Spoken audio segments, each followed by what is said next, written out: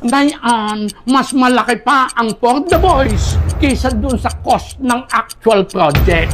Kaya ngayon, talent na nating Pilipino ang korupsyon.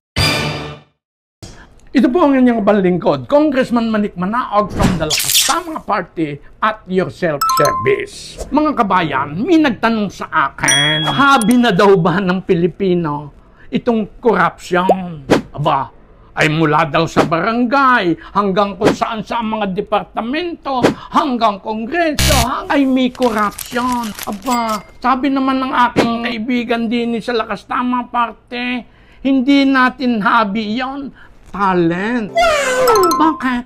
Aba, talent yan na napakasimpleng i-develop. Nagkuntsabahan lang ang Kongreso, Senado, Ehekutibo. Kaya wala nang nangyayari. Wala nang nagsasalita.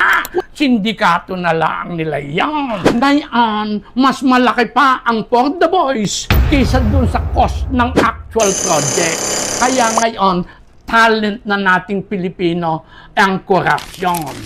Ngayon, ay talentadong Pinoy. Talentado sa korupsyon. Ikaw, kabayan, talentadong Pinoy ka ba?